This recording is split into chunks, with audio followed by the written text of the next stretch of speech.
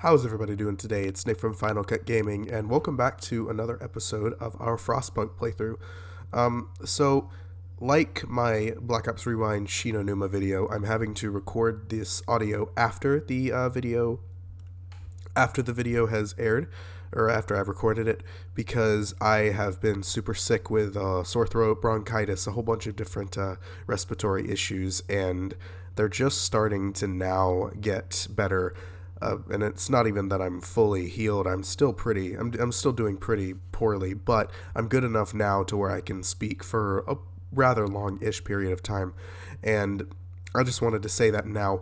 I did attempt to record audio over this gameplay. I did attempt to record commentary, but it just didn't work out. And here we are. So we're going to try this again. I'm just going to watch the video as we're playing it, and I'll tell you what's going on, what my thought process was at the time of recording it. This is a shorter episode in our Frostpunk playthrough because I didn't want you guys to have to go through this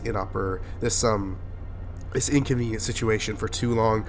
Starting with my next video, whatever that ends up being, we should be fine. So they actually just released, the people who make Frostpunk, 11-Bit Studios, released a free scenario about the city that we're trying to find, Winterhome. They released a new scenario specifically about Winterhome, where you play through what Winterhome is, the other city that we're still, trying to find with the beacon, with the explorers, that one. And I think I'm going to record that as well on my channel because it's a really fascinating thing to be able to do that, and it looks really fun. And yeah, there was a big patch and everything. It doesn't affect our gameplay. So right now we're looking at what our coal deposits are at. We're looking at how storage limits reach in that coal thumper. Our efficiency's not that good. We take one person off there, then we realize that that coal pile is full, so we put the person back on. One of the big issues that I was noticing is that as soon as I assign all these people, I fill up that hunter's hut. As soon as I realize that that we're starting to need people in certain places and we're starting to have sick absences, I realize that we need more people, and two, we really need to be more efficient because it's about to get really cold. I'm looking at this screen right now, and we are producing a lot of coal. Like, for example, from that coal pile at that thumper, we're producing 210, then the one below that is 176, the one below that is 235. We're producing in total, if the cursor will move, if we're producing in total 622 a day, but for the generator and the steam hubs both take 144 coal a day, so that means we're consuming 288. If we were to turn on generator level 2, we would double that to like 566, 576, something like that. So yeah, we're really worried about coal. That's one of my main priorities in this episode when I'm playing it, is that our coal production is not up to par.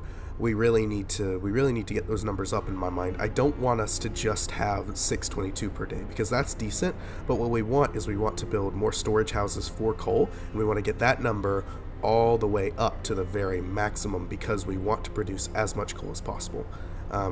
Luckily, we're not using any heaters, so that's not requiring any coal usage. Because the thing is, once we hit negative 40 again in about one day in game time, we're going to be at negative 40 permanently. Negative 40 is the new norm. We're never getting back to negative 30 or negative 20 as far as I know. So I decided to build another steam coal thumper there just because they're more efficient. They produce more coal, and we need to produce more coal. In my mind, at this time, I'm thinking we really need to be producing more food because we have food rations, but we don't have enough raw food produced, even though we have 3 hunters' huts working at maximum efficiency. And our sawmill's working well. I'm thinking about building another workshop at this time because we really need one. If we open that, I try to build another street out. We don't have the resources for another workshop quite yet, but I wanted to go ahead and build the road. As you can see, I go here, I check the tech, and I see that we don't have enough steel for the workshop yet. But luckily, the road is going to be produced. We finally start the game, and we are looking around. We're looking around. I'm not exactly sure what I was thinking in my head at this point. basically things are going to start getting difficult, as you can see right there. As you can see, things are about to get really hard, like I was saying. And I know it's going to be fun to watch me suffer and panic, but at the same time, what I really want is I want us to experience this story. And if we don't experience this story to its end, I'm going to be very disappointed, because I really love this game, and I know you guys love this game. Luckily, we have this automaton that's handling the steelworks for us. That clears up a lot of civilians to work on other things. I decided to speed things up. Might as well gather up some resources, probably some steel in my head. Yeah, so we have plenty of coal. We have enough coal to last the night. That was my goal in my head. As long as we have enough coal to last throughout the night, we should be fine. If we have enough coal to where we can have the generator running at full capacity in the evening, and then in the morning we produce more. Oh. Cold homes. Captain, some of our people are concerned about the low temperature in their homes. They quite sensibly point out that it's easy to fall ill when it's cold and ask you to address the problem. And I end up choosing, let's heat some homes. That means I have to start heating 3 of the cold homes and keep them at livable conditions for at least 2 days. And I decide that the best course of action isn't to power up the generator again, it's to build a steam hub right where my cursor is. So about where my cursor is, right next to the workshop, right next to all those homes. So I decide to extend the road a little bit, like that. And then I choose to speed up the game because we need more steel. And notice that we're at full coal capacity, so I decide to hit the steam level 2, which will make everybody nice and warm and toasty for the evening. And I'm wondering why this isn't at, like, any efficiency whatsoever. We do have 2 sick there, but that means there should be 3 doctors producing something. In my head, I didn't realize that was because everybody's not working there yet. Generator efficiency upgrade is almost done. Excuse me, my throat's giving me a few issues. That generator efficiency upgrade is going to really help us save on coal when we hit level 2, because we're at level 2 constantly, and we really need to make sure we have plenty of coal in the reserve. So I speed up the game just a little bit so we can build that steam hub. We plop it right there. 5 people are working on it. Notice that our sick has gone down just a little bit, about 7 people. Excuse me, people. I'm checking our steam thumpers, or steam coal thumpers constantly, because in my head, what killed me in the last game was coal, because coal is so essential. And I know I keep harping on it, but if you don't have enough coal production by day 15, day 20, you're really going to have a hard time. So we are looking at the generator and we're realizing, okay, coal production, it's stable. We can stop worrying about it as much. It's still something that we need to keep in mind. What I'm worrying about now is food. Even though we have 3 hunter sets constantly producing enough food, we don't have enough food rations because we have a hothouse that produces 120 food rations a night. We have 221 people, so we need more. We need more food. We need more food rations produced. We need more raw food produced. And as you can see, thanks to that steam hub and thanks to the generator level increase, all of our homes are at livable or comfortable conditions. Comfortable conditions is the best they can be. They won't be getting ill, which is awesome. And we have 52 being treated, none in palliative care. Our discontent is low. Our hope is high, which is great. Won't stay like that for long. Wink, wink. Our workshop is closed right now, but still, we're almost there to beginning more research. I'm looking around and I'm thinking, what can we do right now? Is there anything we can do? Can we sign a law? Can we look at tech? Yes, we can. So I decided to take a look at our tech. We're almost done with the efficiency upgrade. I would like to. I'm looking at increasing the steam hub range. I'm looking at increasing the efficiency upgrades for the steam hub. What I'm focused on is heating, resources, and food and shelter.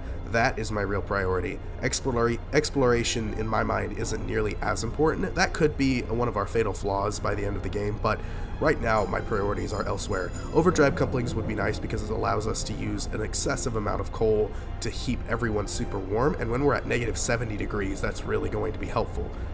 Hopefully by then our coal production is solid. I'm thinking of building a bunkhouse. I'm thinking of building hunters' hangars through this piece of research. I'm thinking of increasing our hunting tactics. I'm thinking of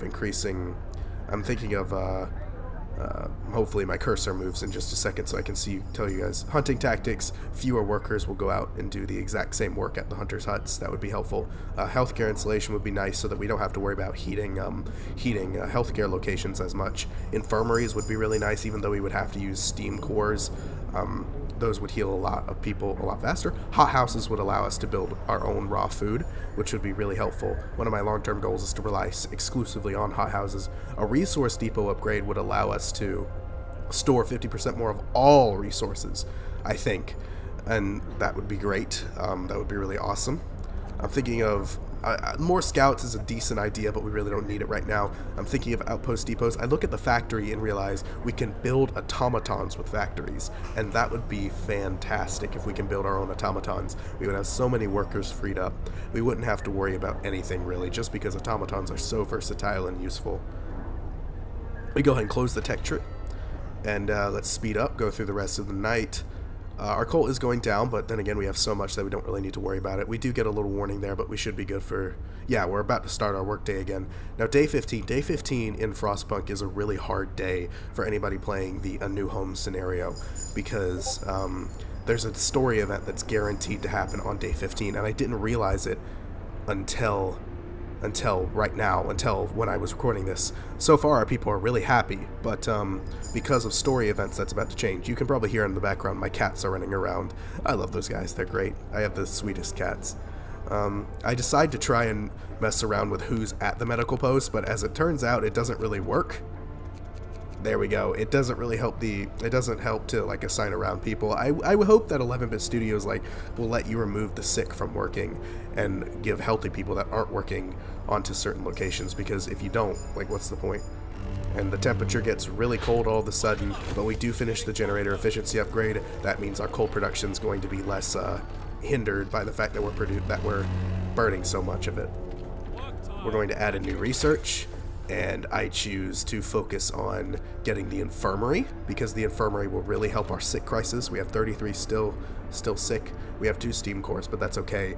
Using steam cores, which we can't produce ourselves no matter what, they have to be scavenged. If we have to use them on infirmaries, that's okay in my mind. Infirmaries are some of my big priorities. If you notice, there's not a single temperature drop or increase over the next 5 days, which means we're going to be stuck at -40 for a while, which is okay. We're producing enough coal to where we're fine. So everything is looking good as far as I can tell. Right now, nothing's really having an issue. Everybody's warm, everybody's happy, even though it's -40. We're doing good. We can introduce a new law. We go to our book of laws. I take a look down here at triage. I think that's how you say it. We'll be able to dedicate all our efforts to healing those who can recover quickly at the cost of sacrificing the more severely ill. New ability: you can use triage in medical facilities to instantly heal 1/2 of patients, or 1/4 of patients will die instantly. Hope will fall and discontent will rise. Terrible idea. I decide against it, so I go to prosthetics. Everyone wants to contribute to the survival of our cities. If we can bring amputees back to full fitness, we should do it. New blueprint: prosthesis buildable in the factory. Amputees fitted with prosthesis in medical facilities will be able to work again, which is awesome. There's no reason not to sign that. As soon as we get a factory built, we can work on those. And now we can manufacture prosthesis. And at the top of the screen there, you can see that we have a number of how many prosthetic pieces we have available. Yeah, so right now, everything's good. Everything's great. Until this happens. A single wanderer in the cold. A single wanderer in the cold. Who are you? Man from Winterhome. We found an exhausted man at the edge of our city. He said that he came from Winterhome, a settlement located not far from here, and that he was the last survivor. Winterhome is dead. Everyone's dead. There's no hope for survival in this accursed wasteland. You're all doomed. You must escape. Those were his last words. So in my mind, I remember that on day 15 is when I discovered Winterhome. You can either send the scouts out to do it, or this will happen. I realized that when I was playing. There was no way to avoid it. The discovery that Winterhome is dead. So we're alone. Completely. And we have a crisis on our hands. So the scenario that I'm going to be playing after this, or alongside this, is called the Fall of Winterhome. The Fall of Winterhome, we play through the last days of Winterhome. If we can save it, I don't know if that's an option in the gameplay, but it'll be really cool to have some insight into what happened to it. But yeah, Winterhome is dead. One of our people also happened to die, probably of shock. The news has shocked everyone in the city. There was supposed to be many settlements and construction crews here, people living normal lives in homes heated by generators. But we're alone. Hope falls. Oh man, this sucks. Watch our discontent and hope meter. Watch them closely. They're all dead. Why did Winterhome fall? Are we all going to die here too? We should have stayed in London. Surely it couldn't have fallen like this. We must save ourselves and our children. We must go back. Our hope is plummeting. Winterhome has fallen. They're all dead. How will we survive here without any help? We have to go back to London. There's no hope for us here in this frozen desert. People start to gather as the news of the fate of Winterhome spreads through the city. Some of them want to drop everything and flee to London. Panic is starting to set in. I must give them purpose. And here is the most interesting choice in the entire game. We choose our path. Choose our path. People are shaken, racked by fear and doubt. They've lost hope in our chances of survival. Desperation could quickly push them to commit reckless acts. You have to unite them behind a vision of the future. Decide now what will give them purpose and restore hope, or else our city will descend into the chaos that consumed Winterhome. You can choose between order and discipline, or faith and spiritual strength. In my mind, order and discipline is more accurate to what we're doing, but at the same time, faith and spiritual strength, people tend to really be united behind the idea that there's a better tomorrow, and faith is based on the idea of a better tomorrow. Every religion is based on the idea of there is a better future in the afterlife or later on. If you are good and you believe, you will have a better future. And I'm thinking that's a good idea in my head, but at the same time, we're playing as if we're fighting for the rights of our people, we're trying to make a better life for our people in the cold. So why would we tell them that they have to believe rather than trust in the people who are trying to make a better life for them? Believe in the intangible, or fight for the good, or fight for what's right in their minds. Fight for order, fight for discipline. Believe in the idea that tomorrow is better, or believe that we can make today better is the idea that I'm fighting within my head when I'm making this decision. And I don't know. There's merits to both of them. So, with all that being considered, I end up choosing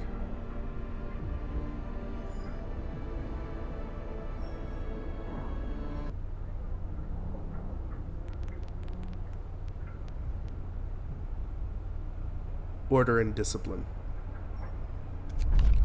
Which means our purpose is our book of laws now. We go to our neighborhood watch. We need to mobilize and stand together to help people in need and protect them from troublemakers.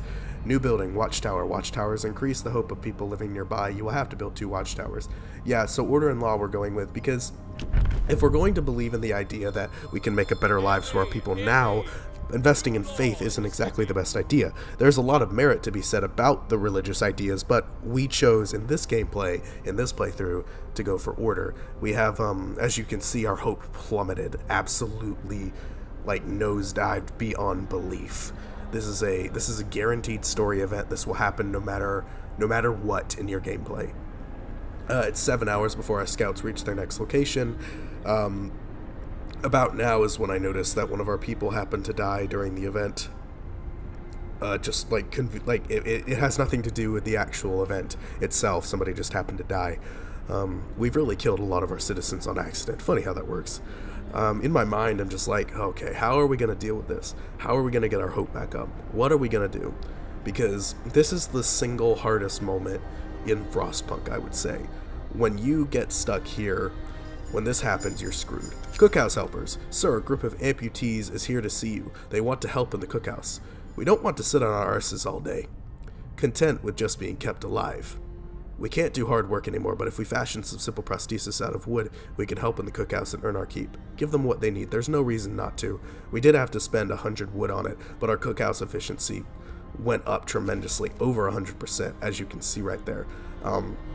And right now, food is one of our biggest issues, so perhaps they'll be able to make more food rations from less raw food. That'd be great.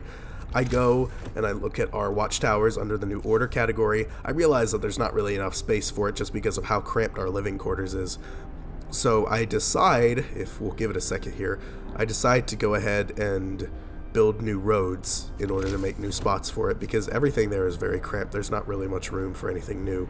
I go ahead and build roads there, and if I can, for some reason I choose not to there, and I go ahead and plop it right there. 5 out of 5 people are working on it, and I click on here. We don't have enough steel, of course, because our steel plant isn't running at full efficiency, but we don't have to send any workers over there thanks to the automaton. We're in crisis mode. We have a lot to do in order to reverse what just happened, because everyone is just, everyone is depressed. Everyone is concerned now. We have enough for another watchtower. I go ahead and I have a hard time figuring out where would be a good place for it, because I want to get as many houses as possible without overlapping with the other watchtower. And I figure out that give it a second here, and I'll like shimmy it around a bit to see if there's another better location. But in order to get the most houses under the watchtower's protection, I decide that I'll just place it about right there. And this is me just, yeah, there we go, right there. And we're out of steel, because of course we are.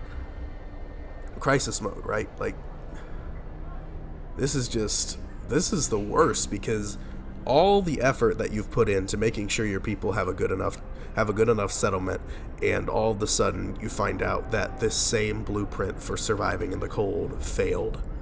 And your people realize that, and your people have this irrational idea to head to London, of all places, where there's no hope and no warmth. Exclamation point! What's so exciting? The unconvinced want to leave. Sir, you've convinced me the majority, but hope is low. A group of our people are still so scared that they want to flee the city for London for 15 days. Excuse me. They've come to try to change your mind. You say order will save us? Nonsense. What are we going to orderly decide what are we going to orderly decide who to eat first when we start to starve? God, if we don't try to reach London, we'll end up like Winterhome. Damn. Alright, so they're concerned with cannibalism and freezing to death. Nice. And all I have to say to that is calm down, we're not going to die. I keep stuttering so much, I'm sorry guys. The Londoners, your people are divided. Some of them are so scared that they plan to leave the city for London in 15 days. They'll try to convince others to join them, preying on their discontent. Fear may lead people to desperate acts. Maintain peace, give people hope, and manage their discontent to guide the city safely through the looming social crisis. This is very similar to real-life issues and real-life crises, I think. It's just, instead of, like, I think when panic sets in, the response is universal. You have to unite people. You have to figure out how to stop them. So the tendency right now is that people will tend to join the Londoners. There's only 18 total right now, which is a very small group of our people, but that number could skyrocket, and we want to avoid that. Luckily, we have 2 missions down in the bottom left that will help our hope. And we don't have to worry about the temperature fluctuating all that much, which is fantastic. The temperature is killer. Mild frostbite, 1 case, that's okay. I decide that, let's see, what am I doing here? I'm waiting, I'm trying to figure out what the next building to build is. Our coal is fine. I want to build another resource depot, but once again, we're out of steel. So I go to, give me a second, I guess. I go to tech, and I decide to go ahead and build another workshop right there where we built that road for it. 10 people are working on it. I'm looking there, and we have about 9 hours before the infirmary is built. And then I realize that we actually have to employ the watchtower. I put 1 person there. Give me a sec, or 2 people. Then I go over here, and I put more people on there. And hope rises. As promised, you built and manned watchtowers to maintain order in the city. Hope rises. Watchtowers built. Awesome. Our hope does go up slightly. It's great. And I decide to go ahead and put everyone on there because these things need to be at full capacity. These are very important to our success, even though we won't have that many engineers to work in the new research shop. We just need more, man. Like, we need as much hope as we can get right now because we are in crisis mode. And I'm noticing the passive effects. More than half our people live near watchtowers, and hope is going to slowly go up because of it. And we're still working on keeping livable conditions in homes, and so far we've managed that, which is really awesome. Our generator is functioning at level 2 without consuming too much coal, which is great. We would like to produce more coal, but at the same time, this is okay, this is doable, we should be good for the next few days. I decide to speed up everything, then we go back, scouts reach the weather station, so I check there. And if we explore, we'll find coal and steam cores. No reason to wait at all. We found scientist notes. They predict that the Great Cold is going to get much worse. What's more troubling is that the observations ended abruptly months ago. There's also not a can of Spam, not even a crumb of bread left in the pantry. It's obvious they moved out for good. We can see the city of Winterhome from the roof of the weather station. Sites discovered. Coal mine in Winterhome. We're gonna go ahead and take the resources, and I'm considering going to Winterhome, and initially I do actually send them to Winterhome, but then I'm like, wait a second, and we'll see in just a second why I decided to change my mind. We do first send them to Winterhome. We go back in to our city. Exclamation point. Let's check out that abandoned station. The recent reports from the weather station has got people talking. They're frightened that such an important facility was apparently abandoned. Some are starting to wonder whether the evacuation from London was a good idea. A few are lamenting openly. I knew we shouldn't have come. At least London had real houses, not tents and wooden shacks. We'll have answers soon enough. Hope falls slightly immediately after we had a gain in our hope. But so, immediately thinking that, I realize that we're only going to get a drop in hope if we actually go see the site of Winterhome, so I send them to the coal mine instead. There's no reason for us to have any more crises like that. I'm wondering why the cookhouse isn't working, so I decide to take somebody off there because I realize we don't have enough food rations, and I just assign them to the workshop. And yeah, okay, more people. People are hungry. Captain, some of our people are here to talk about the lack of food. They've been hungry for days now, and they fear that soon they'll begin to starve. They want you to do something. Let's feed them. You'll have 3 days to feed everyone. Feed all the hungry. 0 out of 16 is our new mission. And we have 3 hours before we build the infirmary. And yeah, this episode has been an absolutely brutal one. So I go ahead and go through. I would notice that our sick is dropping as well, which is great. Our hungry is not, but our sick is. Our automaton's running around doing his thing, and at this point I decide that it's probably a good idea if we just if we get close to wrapping up the episode. I have so much has happened in this episode, and it's just been so much. Exclamation point. People join the Londoners. Sir, the people who want to leave for London have successfully urged their friends and neighbors to join them. People are more easily persuaded because they have little hope in our ultimate survival. I see. 8 people join them. And the reality is set in my head that we really just need to focus on improving this Londoner crisis. But overall, this episode had a lot of really great story beats. It shows you just how emotional this game is. And it's hard. It's a hard game. It's a hard game. It's a hard moral game. It's a hard gameplay-wise game. But it's a fantastic game. And you guys watching it and supporting the series have been great. Our first episode has a lot of really positive responses, a lot of likes, a lot of views, and that tells me that I should keep playing this game, play more of the scenarios, and that's what we're going to do. We're going to plow through this scenario until I fail or until I beat the game, and I hope it goes well, but you guys are going to be here with me the whole time, and I'm really thankful for that. Live commentary will return next episode, I promise. My bronchitis is getting a little better, so that's good, and once again, I just have to thank you guys so much for watching. If you enjoyed this episode, please give it a like and subscribe for more videos to come, and I'll see you soon. Bye-bye.